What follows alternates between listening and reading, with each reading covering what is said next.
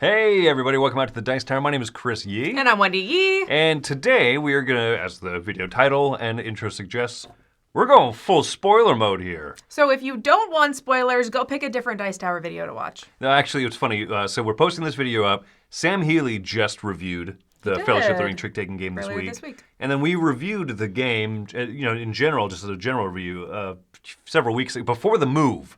Before the great... a couple months ago. Before the Great Divide, yes.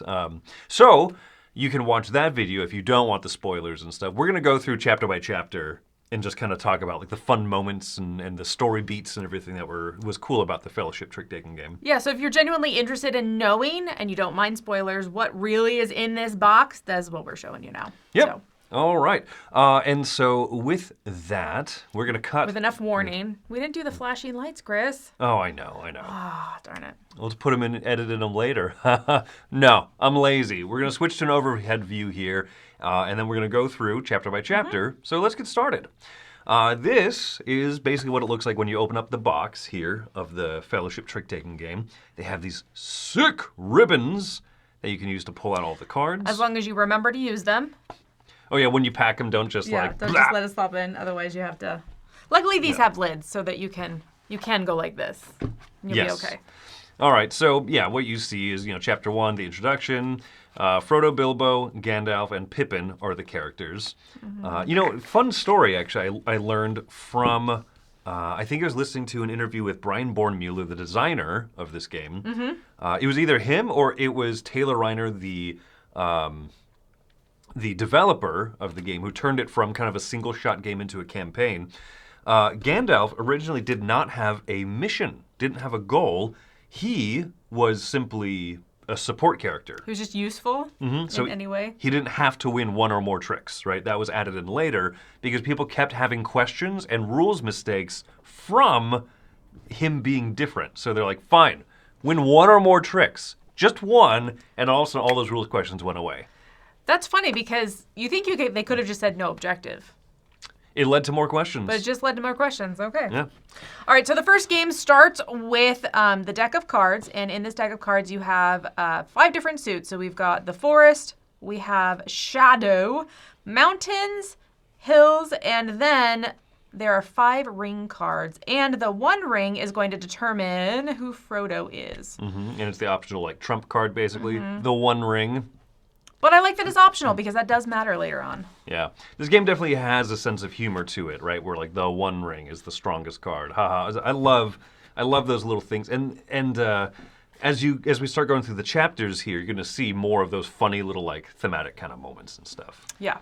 All right, so then we just have player references, and I think that's everything in the first chunk. So it's just basically the first game. It gets you set up with chapter 1. Yeah, exactly. And that's all you need there. So let's go ahead and open up part 1 here. No admittance except on party business. Party business, baby, because it is Bilbo Baggins' 111th? 111st birthday. 111st birthday, yeah.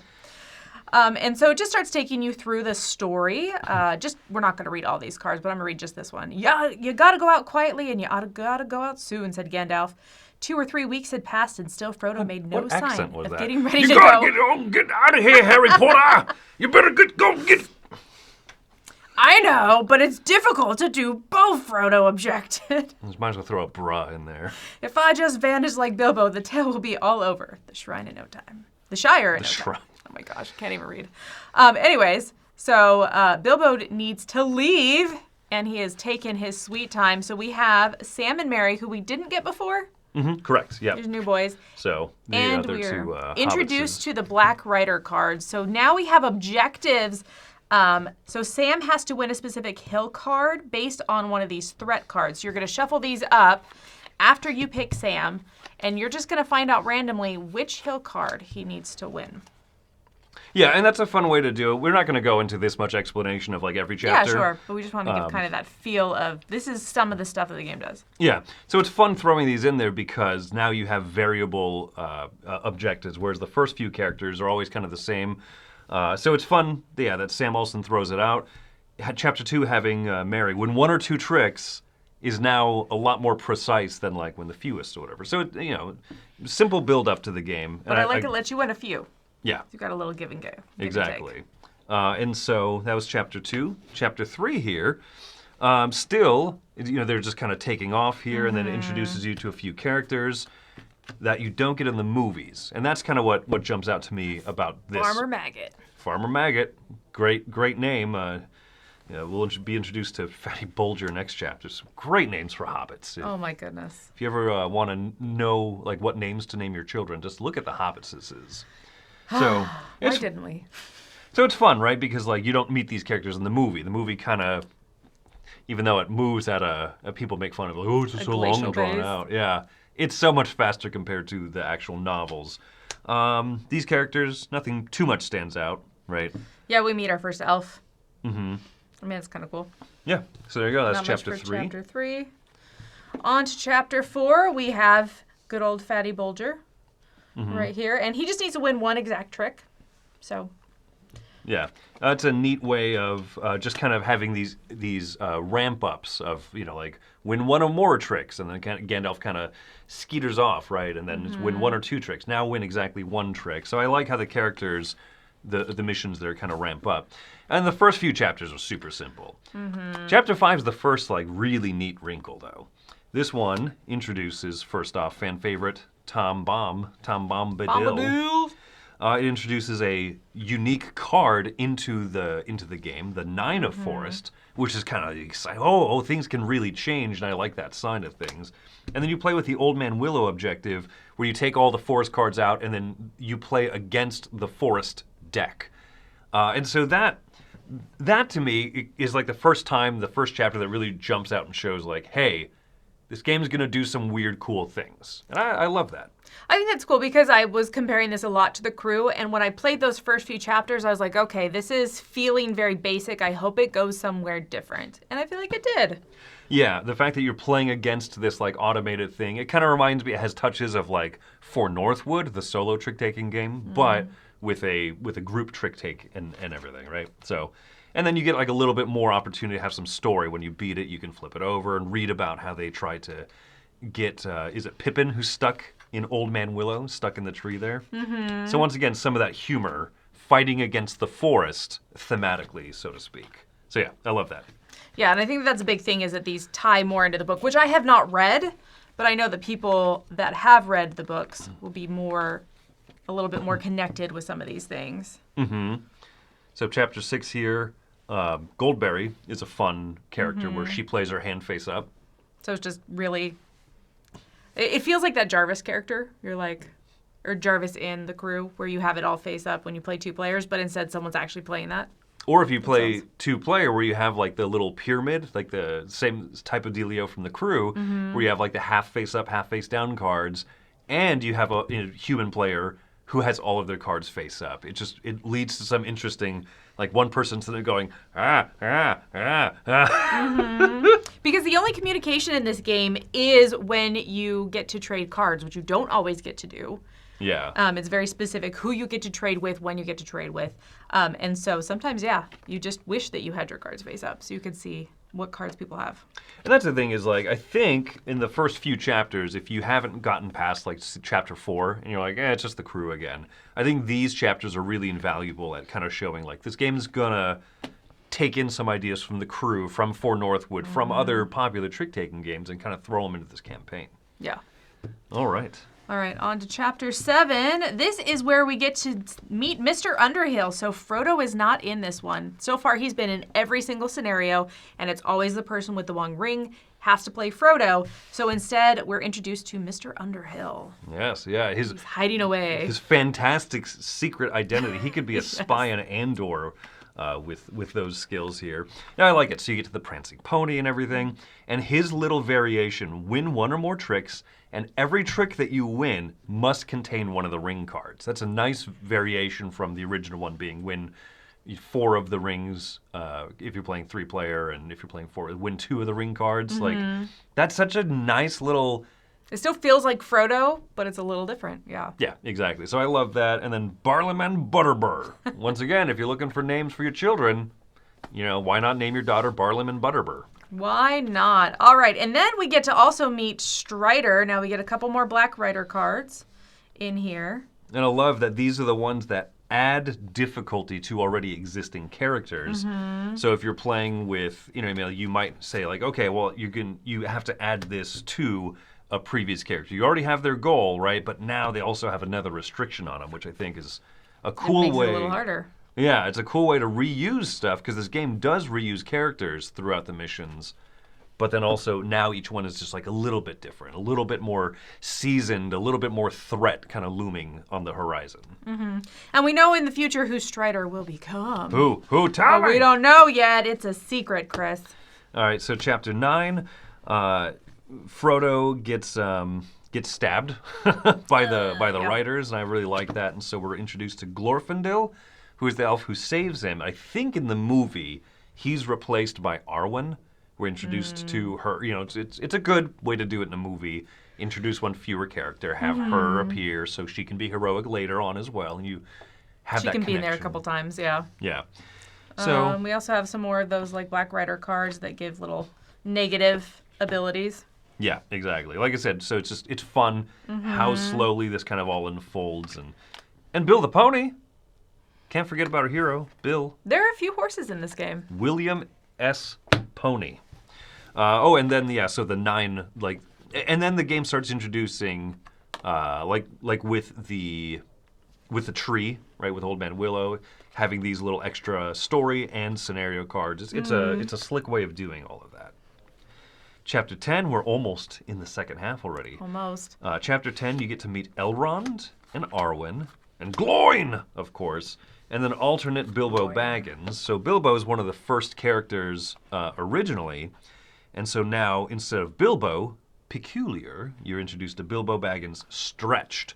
Ooh. And it's fun because, He just has a little bit more. he's just a little bit more old. He's a little more old and is feeling the effects of Of not having the ring. Of not having the ring, exactly. And I really like he has to win 3 more tricks. When he wins a trick, he may choose another player to lead. But if Bilbo Baggins wins the 1 ring, you lose the chapter. And that's what I mean by when people say, oh, this game is so thematic, and people counter-argue, it's just trick-taking. Yeah, but if he got that ring back, it would be all over. He wouldn't give it up again. Yeah, that's one of the big struggles of when they're in Rivendell. Elrond, I also like his, each character must win 1 or more ring cards along with other goals. All of a sudden, it's a complete inverse of playing with Frodo. This is one of the chapters where you don't have Because this is where Frodo's there. passed out, so yeah. He's healing.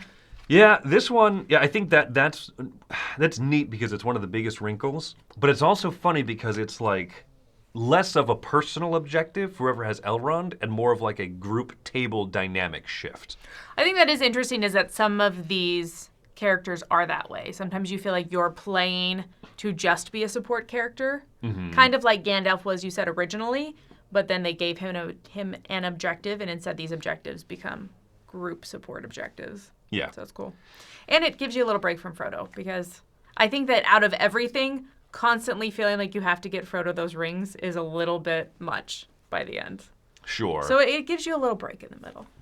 Now, I mean, this is a good time to point out that there is going to be follow-up to this game. Shockingly, probably called something like the Two Towers, the trick-taking game or something like that, right? And I do wonder how much that's going to change because Frodo is literally in only half the book at that point.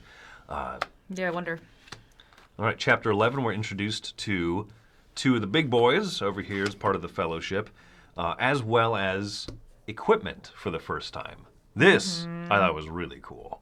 Yeah, so this one over here replaces the threat card, and then you can choose a range for your goal. So like instead of flipping over those cards that tell you what card you have to get, you can choose range.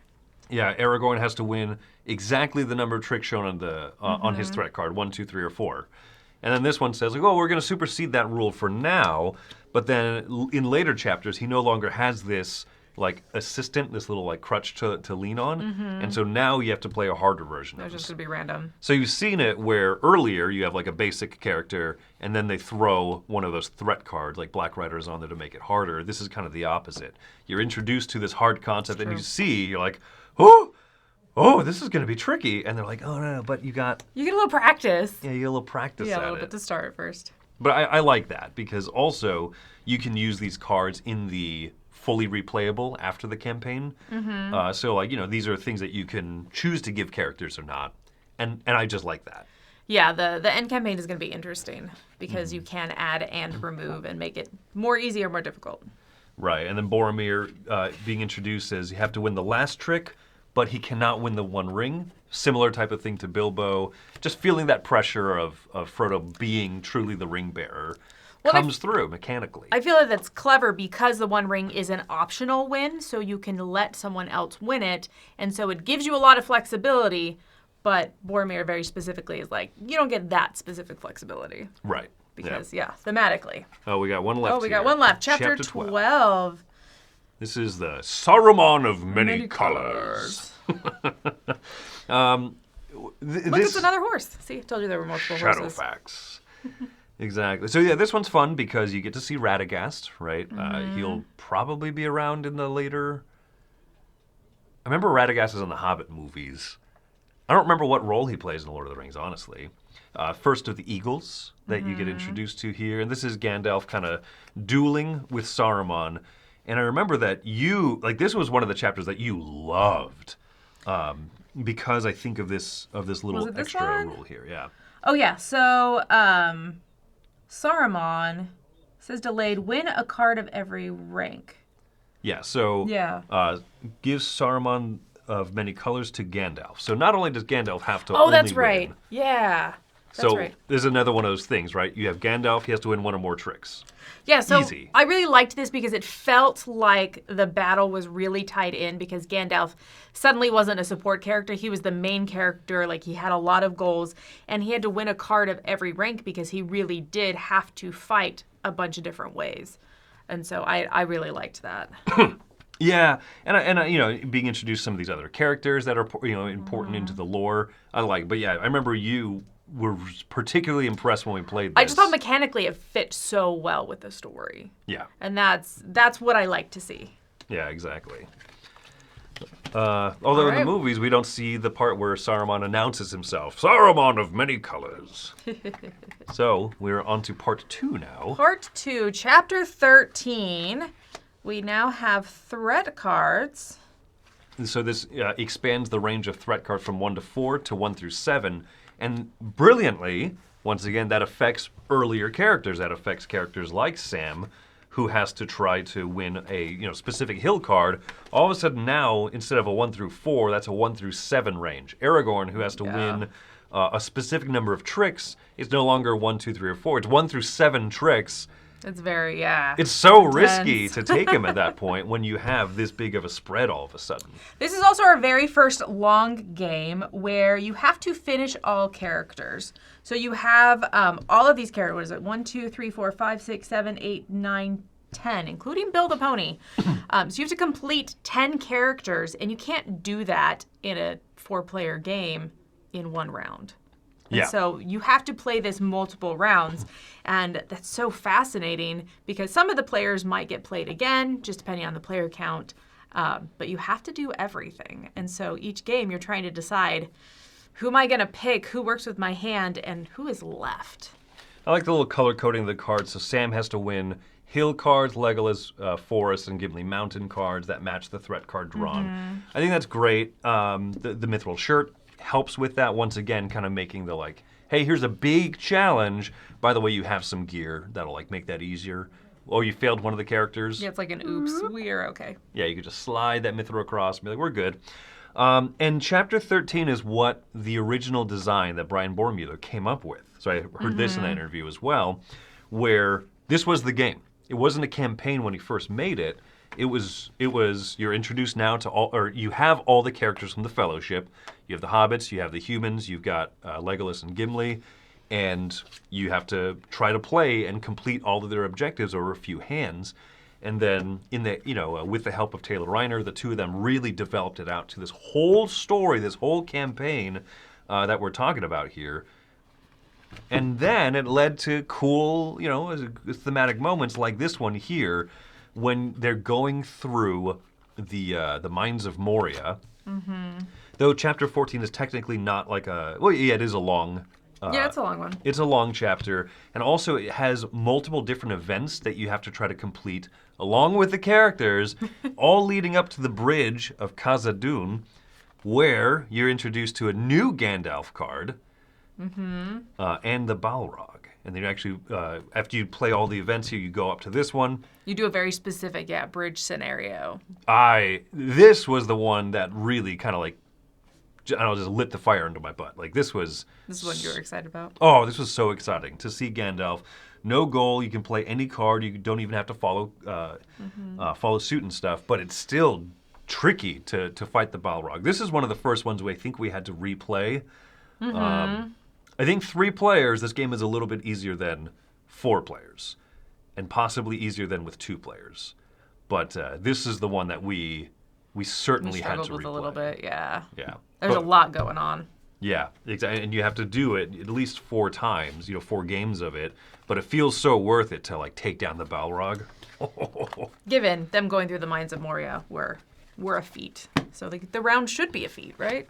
In the movie, like a lot. we watched the first one. We watched The Fellowship with our daughter, and the mines was definitely the point where she's getting like uncomfortable and creeped out and scared and stuff. Yeah. So going through this was fun to kind of like revisit all those like spooky, kooky feelings and stuff. All right, chapter 15 here. This is also, again, I think something that's not really in the movies, right? They get out of the mines, and then they meet a couple of more forest elves, whereas in the movies, they just kind of get straight to Galadriel. You don't meet as many of these other characters along the way. I like that they did mix in, we got some longer games, and then they did mix in a couple shorter games to kind of lighten it out, get that feel where you'd be like, I can sit down and play one little game again. Yeah, they're not all long appreciate that, ones. yeah. It's not like, oh, we hit this point, they're all gut They're punches. all giant forever. I mean, there are quite a few of them that are. But I remember because we slammed through the first 10, like we just went before we got to our first long game. And I remember thinking like, whew, we're going to finish this in like a week. Like this whole box is going to be done really fast. But the introduction to the longer games and the even more characters and those bigger moments, I think made this so that it lasted longer than I was worried it was going to. Yeah, exactly. And also, once again, the little humor of, they blindfolded Gimli. They didn't want him to know the way through the forest. Love that stuff. So here is where we meet Galadriel. And what's funny is that because I think that these last... no, this one's also a short chapter. 16. There's only 18 chapters in the whole game, if memory serves. And we're introduced to Galadriel in chapter 16. But I absolutely remember her goal because she was it's so hard. So tough. And we played it a lot of times. I forgot that she's introduced in like the antepenultimate chapter. That means second to last. Second to last? Mm-hmm. Yeah. Ooh, I feel like we played this a while ago because the last few chapters are just really long.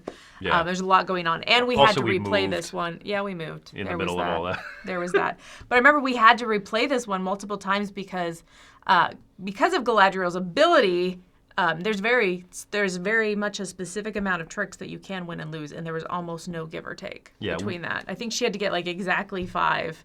In a 3-player game, in order for Galadriel to win neither the fewest nor the most tricks, it's pretty much like a 3-4-5. Yeah. Is kind of the spread you have to have.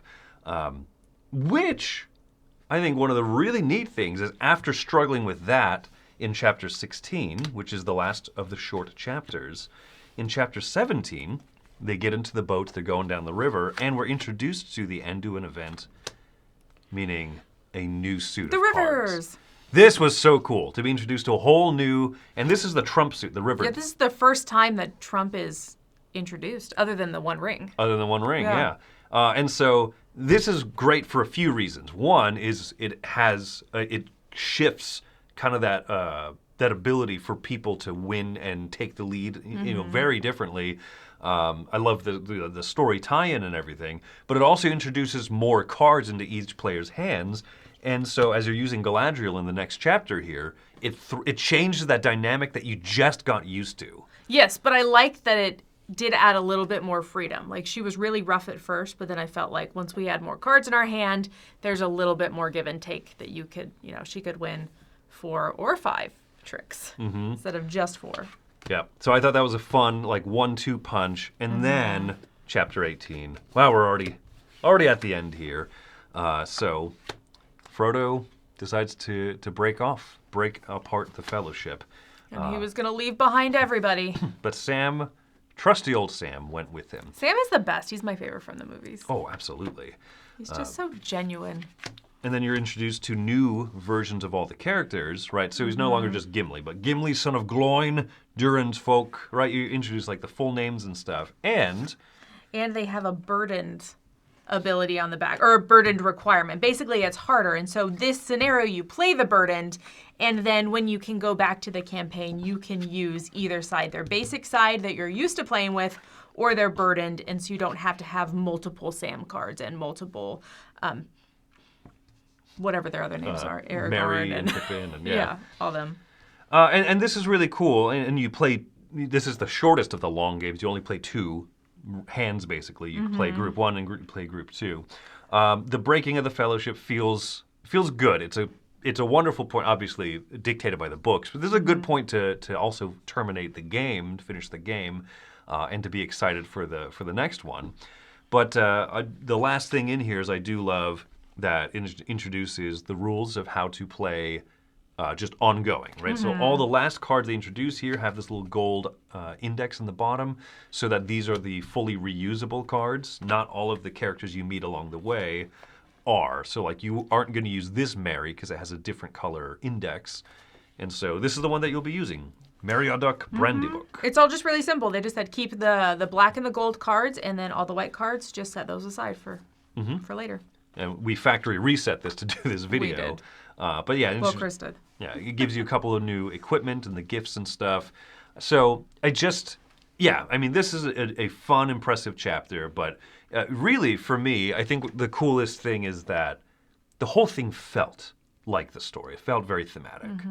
A couple of the standout chapters, a couple of, fighting the Balrog, being introduced to the river. The river, what do you call it? Trump suit, right near the Gandalf end. fighting in the tower, yeah. So, yeah, you could argue that this game isn't thematic. It's just playing cards out. I argue otherwise, I think that's the thing for me is I'm a very mechanically based person. I love the mechanics of this, and I'm having a lot of fun as I'm playing it. But I also really appreciate those thematic tie-ins that happen because of the mechanics, as well as the story cards. I do have to say the stories they're fine. Like the actual reading of the story is fine. You're like, okay, I know what's going on. I've seen the movie. I get the gist of it. But yeah, it's that mechanical tie-in that I really appreciate. Yeah, and I forget. Someone pointed out this term. I called it rather than reading paragraphs of story being the way I thematically get into games. I love it when it's mechano-thematical. There's a solid integration between what's supposed to be happening story-wise versus how the mechanisms portray that, and that's what this game excels at. I consider it wonderfully thematic, not because of the deep, enriching story, but rather the changes to the way that you play, the threat that you feel when you flip over a card and you go, good heavens, I have to win 6 tricks with Aragorn. I think that's the thing is I feel like this game really came from the story instead of a theme or a story being pasted on a game that already existed. And I think that you explaining that it came from that original Fellowship game, like that one scenario, really expanding from there. I think that makes a lot of sense, and I see that coursing through this game. Yeah, and I think that you could see it without having to know all of that, but just knowing those little extra things made me appreciate it all the more. So Brian Bornmuller, designer, and Taylor Reiner, who did the development on this one, he's a trick-taking guru. He's far too humble to say it himself, so I'll say it for him. He's a trick-taking guru. Well, thanks for joining us today. I'm Wendy Yi. And I am Chris Yi. Hope you enjoyed your spoilers. Right on, Shadowfax. On to tomorrow, next star to the moon to the left. That's no moon.